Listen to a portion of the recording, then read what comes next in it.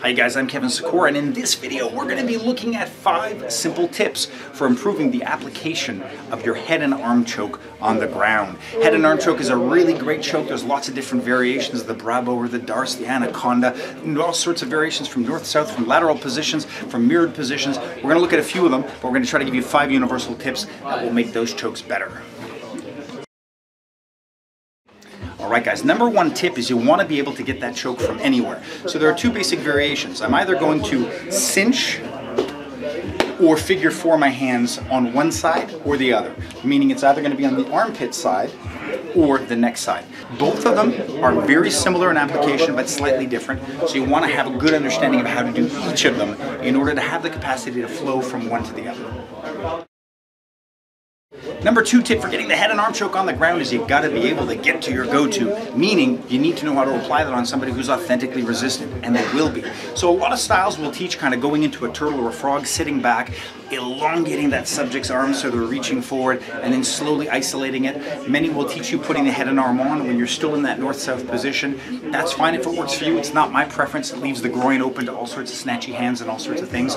I like to get perpendicular as fast as possible and to do a vice. So what I'm looking to do is slide my bottom arm under the armpit as deeply as possible. My capacity to reach is directly dependent on the position of my ear. So if my ear is too close to the spine or over it, I'm going to have a shorter arm. If I slide it back and have my ear on the close side of the body, I'll be better able to put that hand all the way up.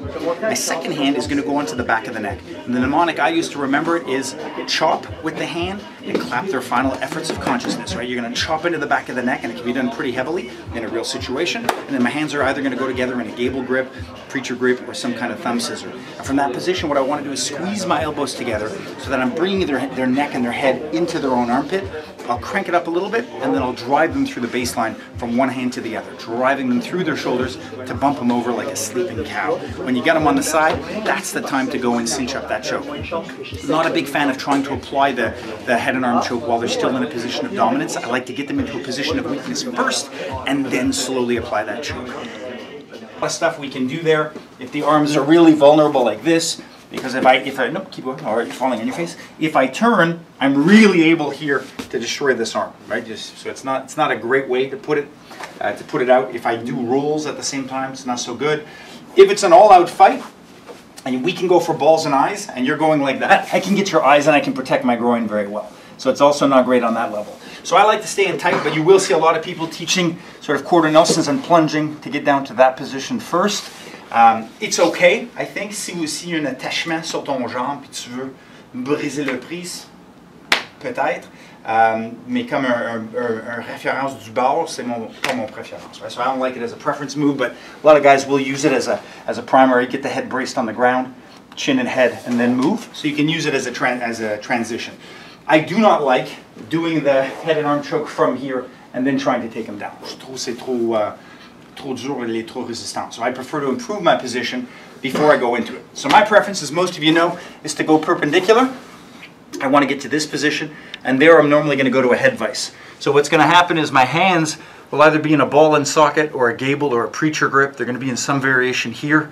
Now when I move, I'm going to migrate that hand, right? Le bras dominant, ça va tourner comme ça. So it's going to be very tight, but the way to remember it is to think of chopping the neck and applauding their final efforts. Because it was a good try, but they didn't really have that much to do. So that's what I want, right? So chop, clap, not to be confused with a slap chop, which is something else. So I want to pull them down. Boom, I'm in this position, whatever grip I have. I'm going to smear, not just turn the corner, but smear. Perpendicular, my hands turn at the same time. Alors, idéalement, si tu l'as jamais fait, tu peux faire comme ça. That's okay. But when I'm doing it for real, once it makes sense and it's comfortable, I want to wipe my nose on his back and smear my hands over. And that's what I'm looking for. So right away now I'm pulling his neck, right? Tire son cou vers son bicep, vers son aisselle. That's the first thing I want to do. Now I'm going to crank his neck underneath his groin. If I see he's about to flip, I have no choice. I have to drive through the baseline. If he's resisting, if he puts his left hand wide, sometimes I have to crank it a little bit more. But once I see he's about to break and that head is under as far as I can get it, I drive him to the other hand and then I pin him. I don't want him to continue rolling, but after I'll show you what to do if he does. It's really just going to delay it by 2 seconds and change his view, which is fine. So, I snap them down. I'm here. Smear perpendicular and chop it there. That's what I want. Do not deprive yourself of this, guys. That already is good. Drop your elbow and then drive them over. If that arm is coming out the top, stuff it back underneath and grip it. I want that nice and deep. So that's, I just want the head vise, not a choke yet, but it can be. I want to put my weight, pull my wrist through my chest, and that's all I want is my base.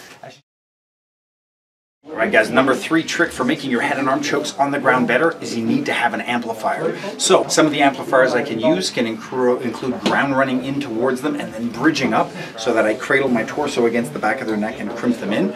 In exactly the same way, I can use my own legs to reach over and leg scissor the subject so I can again cradle up their body and I'll get more compression. Some people will do this to kink off the windpipe.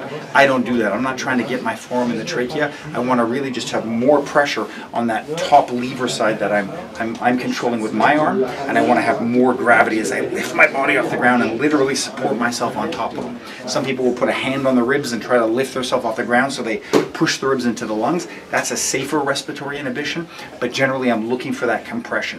If it was something more like a sort of mirrored head and arm choke where I might acquire that from a cross mount or from a guard position, one of the easiest ways to do it is to ensure that my body is on the same side as the tricep as I lean in all my weight, but to amplify I can put my knee on his stomach to make it harder for him to breathe. For a safer option, for a slightly more dangerous option, get my knee up as high as possible on the chest, on the sternum, or under the throat for what we term a spike choke, and it is very hard to function at any level. So you want to have an amplifier to make your go-to head and arm choke on the ground even worse. Tip number 4, you always want to have a backup technique that flows out of a failed head and arm. So one of the most common, for example, is what is termed a Monson choke or a pec choke, where as that subject rolls on their back, you can simply place your armpit firmly there so my pec is sealing off one artery, my arm is sealing off the other. There are variations where I isolate just the head. Some people will also address the arm to prevent movement, and others will ensnare the arm as well. Any of those cases work as long as my body is fully elongated, and I always think of the sound of a truck backing up, and I go beep, beep, beep, and I elongate myself away from their feet, put all of my weight on them, and make them just carry my weight. It's a slightly slower choke, but they're completely helpless. They can't lift up their legs, they can't knee you in the head. It's very hard for them to get out of it, and it is a great fallback choke. There are many variations, you might have your own, but you want to have one fallback failure technique that comes naturally out of a failed head and arm choke. Alright guys, and the number 5 tip for improving your head and arm choke on the ground, as with our standing head and arm choke, always have the ability to abandon. On the stand-up techniques, we saw that that's generally pushing and making distance. But on the ground technique, it could be the exact same thing, addressing the tricep, putting all my weight on them like I'm getting up from a sprawl and getting away from them, or it can also be going into something else, like abandoning the head control, going into an arm lock or another movement. We always want to understand that not only should I have an ability to flow from a failed head and arm, I should have the ability to get out of dodge completely and save myself. One of the marks of somebody who's really good at submission or restraint tactics is knowing when it's likely not to work. So train yourself to have failures, emulate having injuries, emulate being fatigued, or really be fatigued in your training, so that you learn not to attach and you learn when it's best to cut the line and get out of there. Alright guys, that's it. 5 great tips for massively improving your capacity to perform head and arm chokes on the ground. I hope you enjoyed it. As always, if you have any questions, feel free to drop me a line anytime. Hope to see you on the mat.